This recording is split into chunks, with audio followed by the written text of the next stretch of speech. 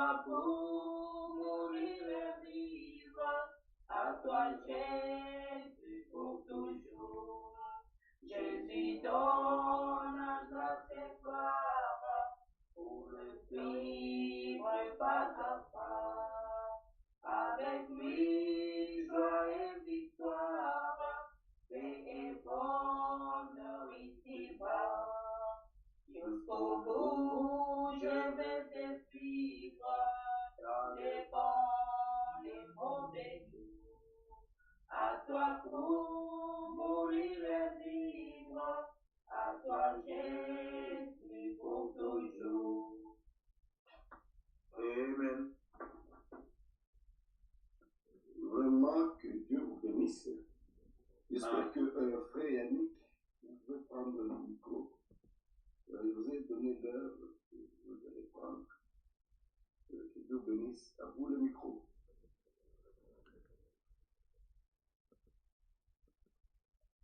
Que le Seigneur Jésus-Christ vous bénisse tous.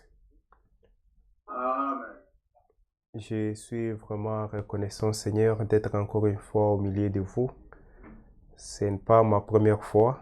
Je pense que beaucoup de frères et sœurs me connaissent déjà. Que le bon Dieu bénisse notre bien-aimé frère Gérard de m'avoir permis de partager la parole au milieu de vous. Qu'il bénisse aussi notre bien-aimé frère Boniface, sans toutefois oublier tous les saints qui sont là-bas à UK.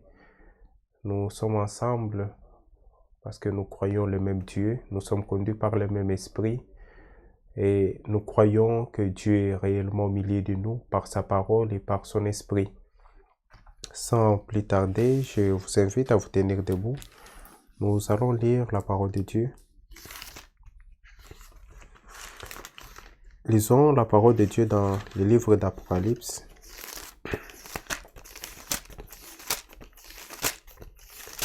Apocalypse, chapitre 21,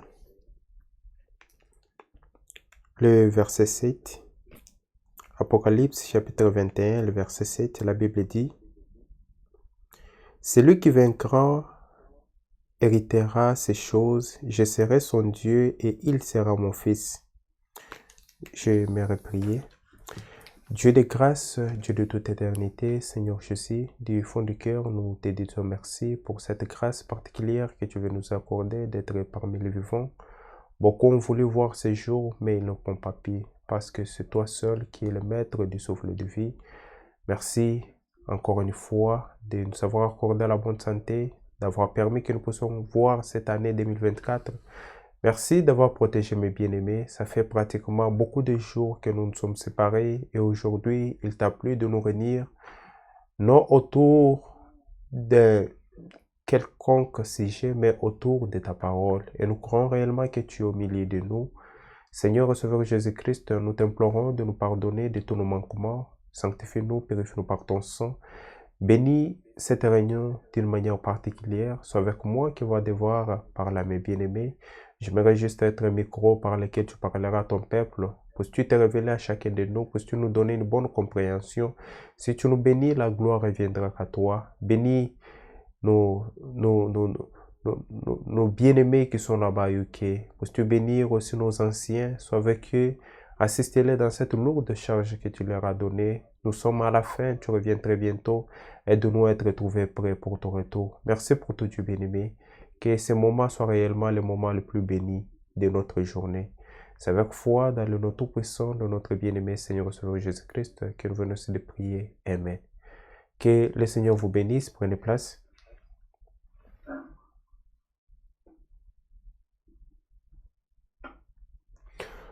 Aujourd'hui, nous allons nous exhorter sur un sujet qui s'intitule « Le vainqueur ». Nous avons lu une écriture merveilleuse dans Apocalypse chapitre 21, le verset 7. La Bible dit « Celui qui vaincra héritera ces choses, je serai son Dieu et il sera mon fils. » C'est un sujet très important parce que nous sommes vraiment à la fin de toutes choses. Le Seigneur Jésus-Christ revient très bientôt. Et ceux qui prendront part à l'enlèvement, ce sont les vainqueurs. Le vainqueur, ce sont les élus. c'est l'épouse de Jésus-Christ. Et ce n'est plus pour longtemps, mes bien-aimés. Le Seigneur revient très très bientôt. Nous sommes appelés à être trouvés prêts. Ça peut être ce soir, ça peut être demain, ça peut être cette année. Lui seul connaît les jours et l'heure. Quant à nous, nous sommes juste appelés à être trouvés prêts. Pour vaincre, il faut d'abord combattre. Il faut qu'il y ait un combat. C'est après la bataille que nous sommes déclarés vainqueurs ou perdants. Mais nous, par la grâce de Dieu, nous ne combattons pas pour la victoire, mais nous combattons dans la victoire. Parce que notre Seigneur Jésus-Christ a déjà tout vaincu. Il a vaincu l'ennemi à la croix pour nous. Donc, vous et moi, nous avons la grâce de combattre dans la victoire. Aujourd'hui, la maladie était déjà vaincue. La mort, Jésus-Christ l'a vaincu à la croix. Il a vaincu les diables, il a vaincu les démons. Et la victoire de notre Seigneur Jésus-Christ, c'est notre victoire. Nous combattons dans la victoire. Comme l'apôtre Paul pouvait dire, la mort est un gain. La mort, c'est juste un moyen de transport pour nous en tant que croyants. Nous sommes les vainqueurs. C'est vrai, mes bien-aimés. Nous sommes les vainqueurs. Et très bientôt, notre Seigneur Jésus-Christ reviendra nous prendre.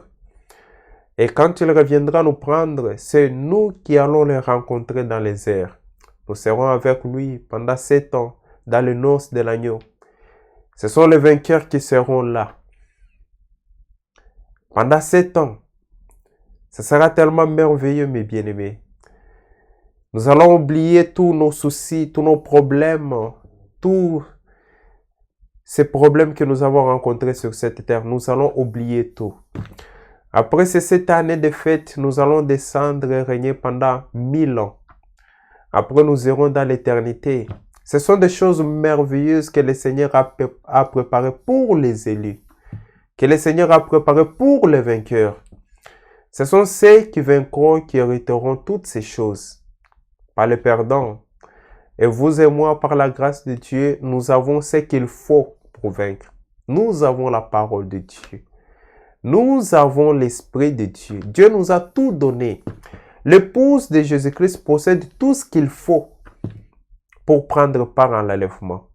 Dieu nous a envoyé un précieux message. Un message qui est biblique. Un message qui nous retourne à la foi des apôtres.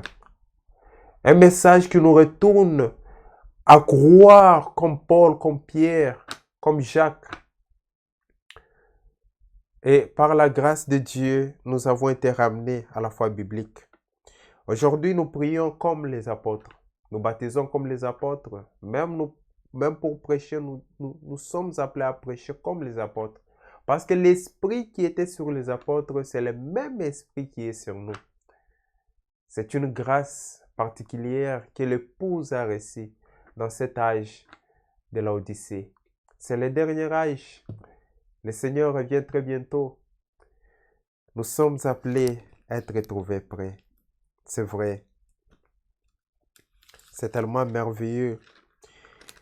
Les vainqueurs sont une partie de la parole. Ils viennent de Dieu. Ils sont issus de Dieu. Comme la Bible nous dit, nous pouvons lire cela. Nous sommes une partie de la parole. Nous avons été engendrés par la parole de Dieu. Lisons d'abord dans Jacques. Jacques chapitre 1er, le verset 18. La Bible dit ceci, Jacques chapitre 1er, le verset 18. Il nous a engendrés selon sa volonté par la parole de vérité, afin que nous soyons en quelque sorte le prémisse de ces créatures. Nous avons été engendrés. De la même façon que le Seigneur Jésus-Christ est né, c'est de la même façon que vous et moi nous sommes nés. Jésus-Christ est né de la parole ainsi que de l'Esprit de Dieu. Vous et moi, nous avons aussi été engendrés par la parole incorruptible, par la parole de la vérité et par l'Esprit de Dieu. L'Esprit a donné la vie à la parole que nous avons cru, que nous avons acceptée, la parole qui nous a été annoncée par l'Évangile. Aujourd'hui, nous sommes participants à la nature divine de Dieu. C'est vrai, mes bien-aimés. Lisons encore une autre écriture. Lisons cela dans 2 Pierre, chapitre 1er. 2 Pierre, chapitre 1er. Commençons par le verset 3. La Bible dit ceci. Comme sa divine puissance nous a donné tout ce qui contribue à la vie et à la piété. Alléluia. Mais bien aimé, sa divine puissance nous a donné tout ce qui contribue à la vie et à la piété. Donc, nous avons la vie de Dieu en nous. Nous sommes participants de la vie divine. Nous sommes participants de la nature divine. Ce qui vient de Dieu est divin. Ce qui vient de Dieu est pur. Et les enfants de Dieu ressemblent à Dieu à toutes choses. Nous ressemblons à notre Dieu dans toutes choses parce que notre Dieu, il est la parole. Nous aussi, nous devrions être conformes à la parole. Continuons la lecture. La Bible dit, comme sa divine puissance nous a donné tout ce qui contribue à la vie et à la piété au moyen de la connaissance de celui qui nous a appelés par sa propre gloire et par sa vertu. Verset 4. Lesquels nous assurent de sa part le plus grande et le plus précieuse promesse, afin que par elle vous deveniez participants de la nature divine. Alléluia. Vous et moi, nous sommes maintenant participants de la nature divine par la grâce de Dieu. Dieu lui-même, par sa puissance, il a fait de nous que nous puissions être participants de la nature divine. C'est tout à fait vrai.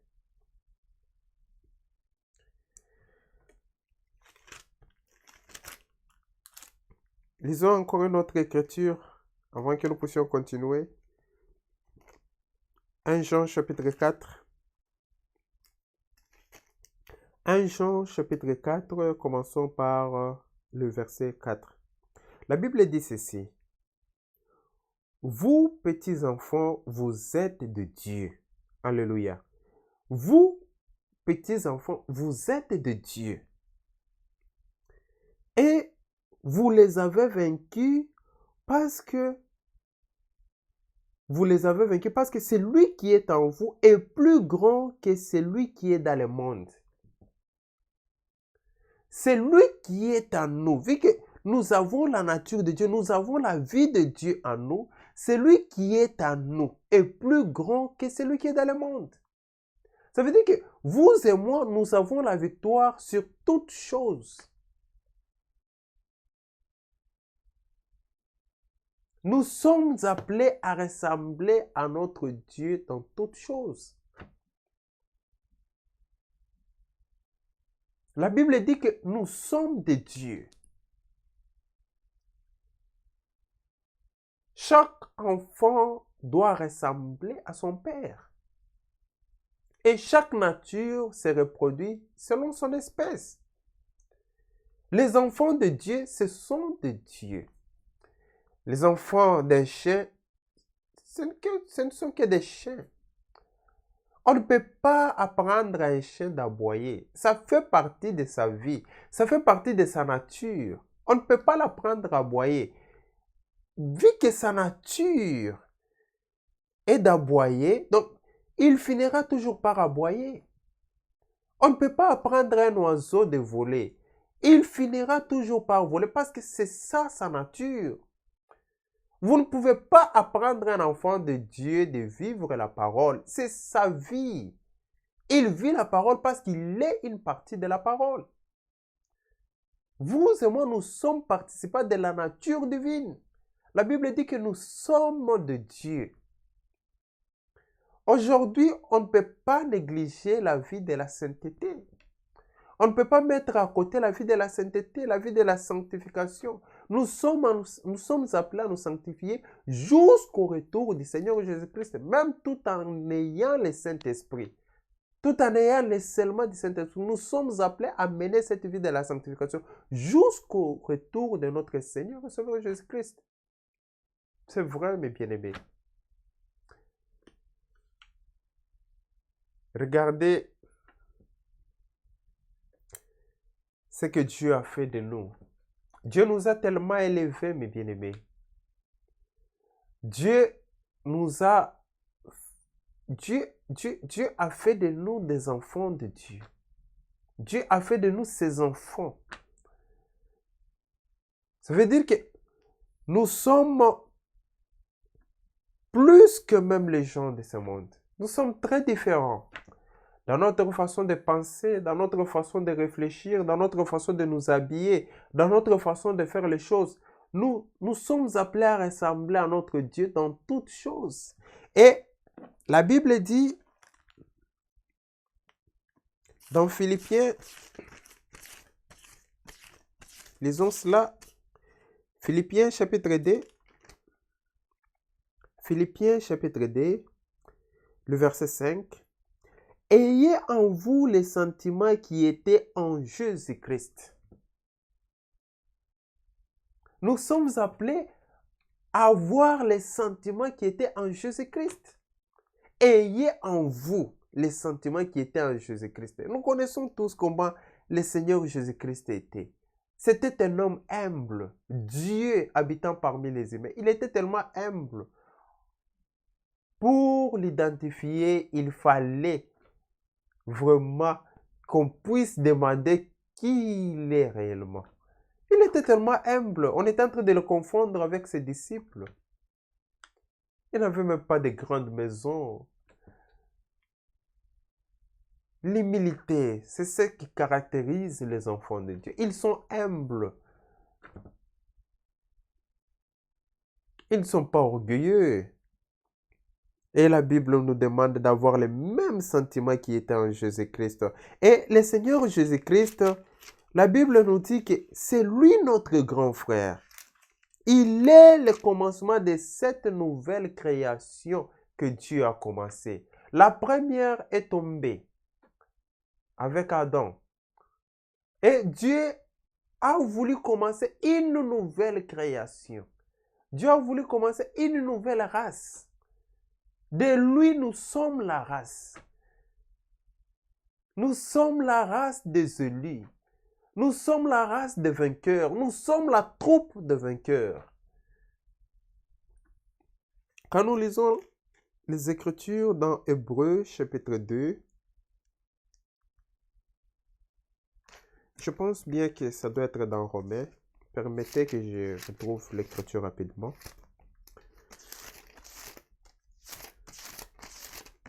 Ce sont des choses qui ont été écrites pour nous. Ce sont des choses qui concernent les élus.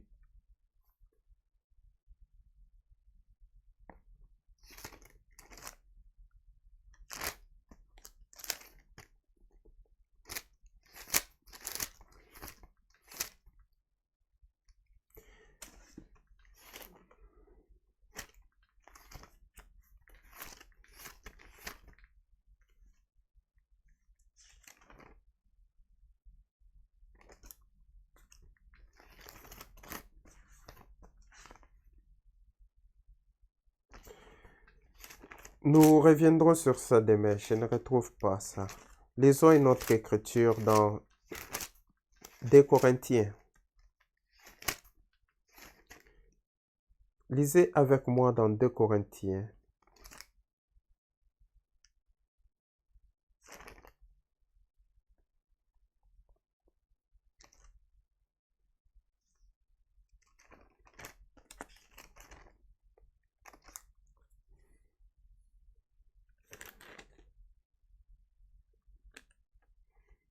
2 Corinthiens chapitre 5.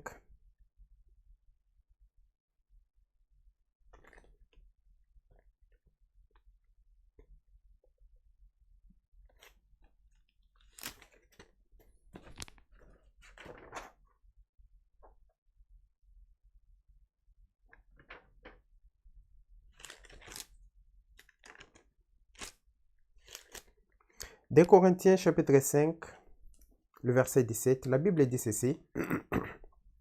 Si quelqu'un est en Christ, il est une nouvelle créature. Les choses anciennes sont passées, voici toutes choses sont devenues nouvelles. Quand quelqu'un est en Christ, ça veut dire que la vie passée, elle est passée. Toute chose est devenue nouvelle. Dieu a renouvelé toutes choses en nous pour faire partir de cette race. Dieu a changé nos cœurs. Il a changé nos esprits. Il nous a donné un nouveau cœur. Il nous a donné un nouveau esprit. Et il a même écrit sa parole sur nos cœurs.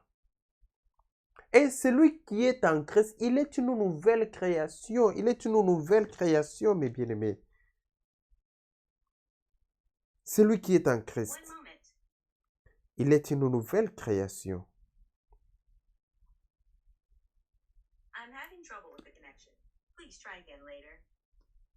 Les choses anciennes sont passées. Voici toutes choses sont devenues nouvelles. C'est vrai. Nous sommes la troupe des élus. Nous combattons dans la victoire. Vous, petits enfants, vous êtes de Dieu parce que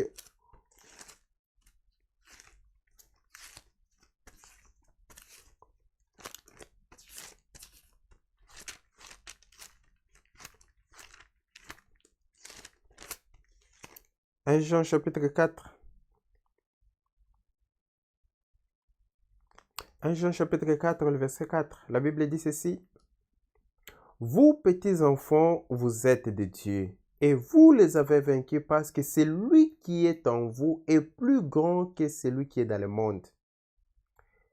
Eux, ils sont du monde, c'est pourquoi ils parlent d'après le monde et le monde les écoute. Nous sommes de Dieu. Celui qui connaît Dieu nous écoute. Celui qui n'est pas de Dieu ne nous écoute pas. C'est par là que nous connaissons l'esprit de la vérité et l'esprit de l'erreur. Alléluia. Un élu, un véritable enfant de Dieu, il sait reconnaître le vrai serviteur de Dieu. Nous ne suivons pas un homme. Nous suivons ce que Dieu fait dans l'homme.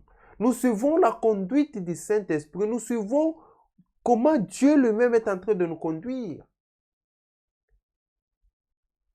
Nous ne sommes pas des branhamistes. Nous ne sommes pas des franquistes. Non. Quand nous regardons Franck, nous ne voyons pas un blanc, un Allemand. Non. Nous voyons l'accomplissement des Écritures. Nous ne suivons pas un homme. Quand les élus regardent Branham, ils voient l'accomplissement des Écritures. Nous suivons la conduite du Saint-Esprit. Ceux qui sont de Dieu, ils nous écoutent.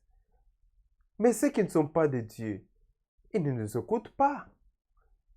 Pourquoi? Parce qu'ils ne sont pas une partie de la parole. Les élus savent identifier la parole. Les élus suivent la parole. Ils ne suivent pas un homme, ils suivent la parole.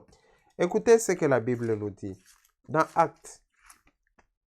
Mais bien aimés, aujourd'hui, quand nous sommes connectés au ministère de Matthieu, chapitre 24, 45 à 47, c'est vraiment une grâce que le Seigneur nous a faite.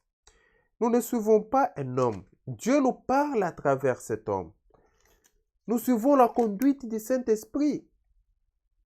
Lisez avec moi dans Actes, chapitre 10, le verset 33, la dernière partie.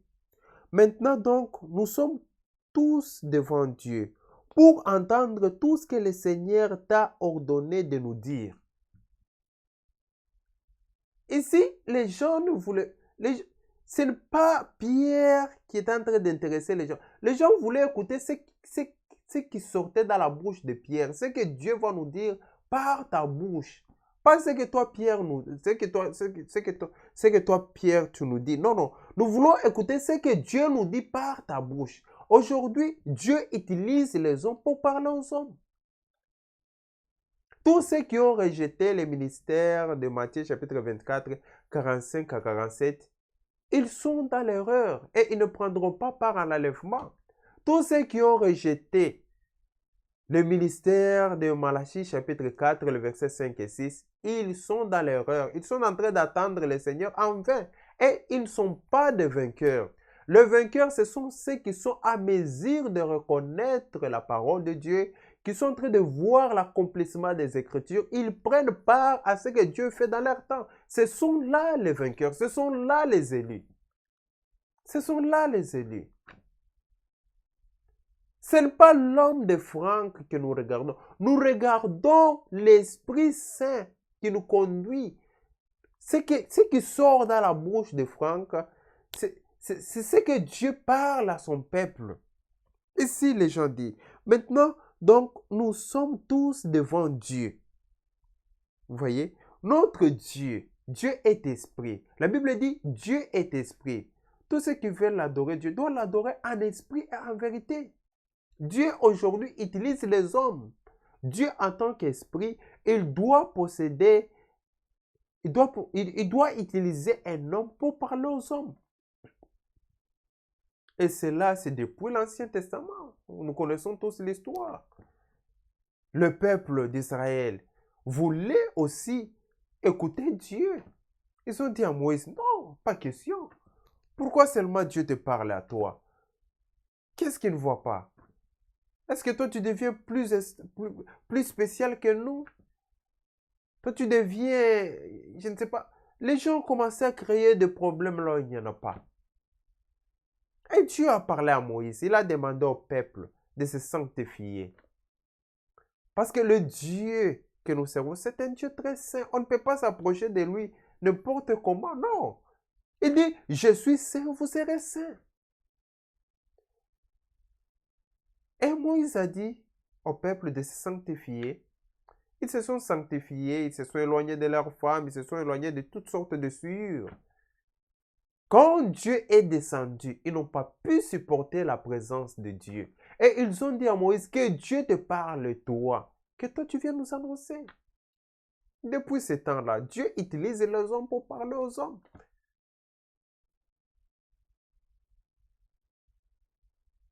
Aujourd'hui, si vous négligez les serviteurs de Dieu que Dieu a établis au milieu de vous, vous ne serez jamais bénis. Parce que nous voyons qu'il y a maintenant des gens qui ont des mépris envers les serviteurs de Dieu. Un élu doit faire la différence entre un véritable serviteur de Dieu et celui qui n'est pas. Et il faut du respect pour les serviteurs de Dieu. Si vous négligez le don que Dieu a mis dans cet homme-là, vous ne serez jamais béni. Vous ne serez jamais béni. Ceci est très important. Dieu aujourd'hui est en train d'utiliser les hommes pour parler aux hommes. Maintenant, donc, nous sommes tous devant Dieu pour entendre tout ce que le Seigneur t'a donné de nous dire. Les gens voulaient entendre ce que le Seigneur a mis dans la bouche de Pierre. Quand nous lisons dans Apocalypse chapitre 14, ici la Bible nous parle de l'ange qui est en train de voler, en train d'annoncer à tous les habitants de la terre. Apocalypse chapitre 14, le verset 6. La Bible dit ceci. Je vis un autre ange qui volait par les milliers du ciel, ayant un évangile éternel pour l'annoncer aux habitants de toute la terre. L'évangile, c'est un évangile éternel, parce que ça vient de l'éternité. C'est un évangile qui vient de Dieu lui-même. Il s'appelle l'évangile éternel pour l'annoncer aux habitants de la terre, à toute nation, à toute tribu, à toute langue et à tout peuple. Il disait d'une voix forte, craignez Dieu. Alléluia. Craignez Dieu. La crainte de Dieu doit revenir dans l'Église, doit revenir dans la vie de chacun de nous. Craignez Dieu. Par le ministère de notre bien-aimé frère Branham, nous avons été ramenés à l'évangile éternel. Par le ministère de notre bien-aimé frère Ewald Frank, aujourd'hui, nous sommes enseignés par le même évangile. C'est la même parole, ça ne change pas. Ce que Pierre a prêché, c'est ce que Branham a prêché. C'est ce que Frank est en train de prêcher, c'est ce que mon bien-aimé frère Gérard est en train de prêcher. C'est ce que tous les vrais serviteurs de Dieu sont en train de prêcher. C'est la même parole. L'évangile que nous prêchons ici en Chine ne doit pas être différent de ce qui est prêché en Europe, ne peut pas être différent de ce qui est prêché en Afrique. C'est le même évangile. C'est le même évangile. Et la Bible dit que tous ceux qui sont de Dieu nous écoutent. Et ceux qui ne sont pas de Dieu ne nous écoutent pas. C'est là que nous voyons l'esprit de l'erreur. L'esprit de la vérité, l'esprit de l'erreur. Tous ceux qui rejettent le véritable serviteur de Dieu, ils sont en erreur. Ils sont saisis par l'esprit de l'erreur. Reconnaître le véritable serviteur de Dieu, les serviteurs de Dieu que Dieu utilise en ces temps, c'est une grâce. Et la Bible dit, vos yeux verront ce qui vous instruisent. Vous le verrez de vos propres yeux. Et bénis soient vos yeux parce qu'elles voient. Bénis soient vos oreilles parce qu'elles entendent. Bénis soient vos cœurs parce qu'elles comprennent. Combien sont maudits? Nous sommes un peuple béni. Dieu nous a bénis. Nous voyons ce que les autres ne voient pas. Que le nom de Dieu soit glorifié. Nous sommes vraiment reconnaissants au Seigneur pour tout ce qu'il fait. Lisez avec moi dans Apocalypse chapitre 12. Apocalypse chapitre 12. Nous lisons le verset 10. Et j'entendis dans le ciel une voix forte qui disait, maintenant le salut est arrivé et la puissance et le règne de notre Dieu et l'autorité de son Christ. Car il a été précipité l'accusateur de nos frères, celui qui les accusait devant notre Dieu jour et nuit. Ils les ont vaincus à cause du sang de l'agneau et à cause de la parole de leur témoignage. Et ils n'ont pas aimé leur vie jusqu'à la mort. Dans d'autres versions, il est dit jusqu'à craindre la mort. Jusqu'à la mort. C'est pourquoi réjouissez-vous, cieux, et vous qui habitez dans les cieux. Malheur à la terre et à la mer, car le diable est descendu vers vous, animé d'une grande colère, sachant qu'il a peu de temps.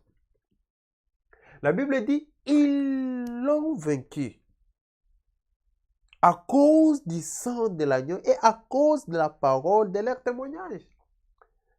La victoire, nous avons la victoire sous le sang de Jésus-Christ. Rejetez le sang de Jésus-Christ, vous êtes déjà vaincus. Rejetez les précieux sang, le sang par lequel nous avons été rachetés, le sang par lequel nous avons la vie éternelle, le sang par lequel nous avons la rémission de nos péchés. Rejetez ce sang, mes bien-aimés, vous êtes déjà perdus. C'est fini pour vous. Il y a des gens qui disent que non, le sang est déjà séché, le sang c'est le message, tout. C'est la ruse du diable. C'est la séduction du diable. Le sang est encore là au trône de la grâce. Même ce soir, si vous allez vers le trône de la grâce, il y a encore le pardon parce que le sang est là. Le sang est encore frais parce que lui-même, il est là, le souverain sacrificateur, notre Seigneur Jésus-Christ. Il est là en train d'intercéder pour toi et moi, jour et nuit. Le sang est là. Et la Bible dit, venez, venez, plaidons, si vos péchés sont rouges comme de la cramoisie, je les rendrai blancs comme de la neige. Ça se passe au temps de la grâce, parce que le Saint est encore sur le trône de la grâce. Une fois que l'épouse est partie, une fois que l'épouse prend part à l'enlèvement, c'est fini. C'est fini pour les gens des nations, c'est fini.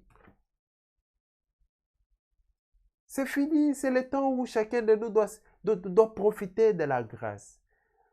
C'est le moment où chacun de nous doit se réconcilier avec Dieu. C'est le moment où chacun de nous doit faire ses expériences, les expériences du salut, les expériences du baptême du Saint-Esprit, les expériences de la sanctification. On doit faire ses propres expériences.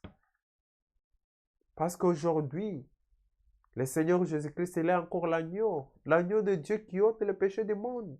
Il sauve encore, il appelle encore. Et une fois que les derniers entrent, c'est fini, mes bien-aimés. Il change de ministère. Il ne sera plus l'agneau, mais il deviendra le lion. C'est fini.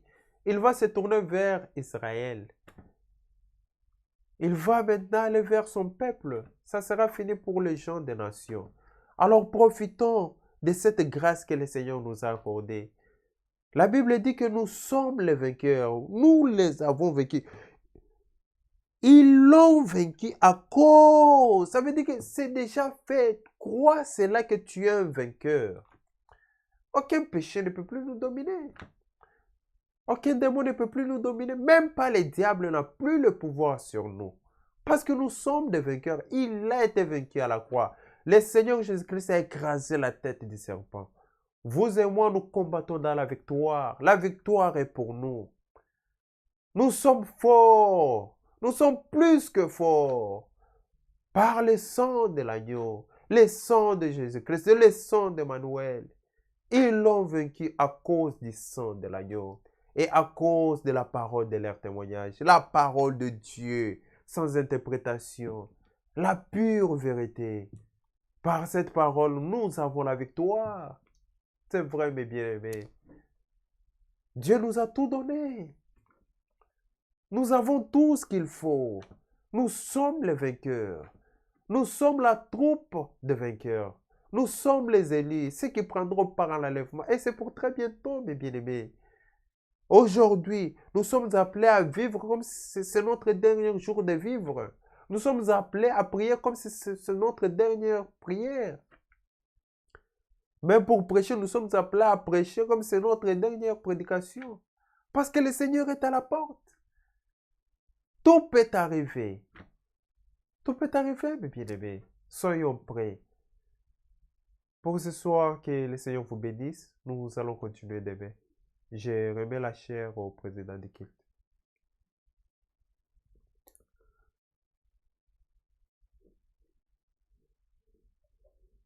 On a tout suivi. J'espère que chacun de nous, notre prière se lance, c'est qu'il a suivi. Et à la fin,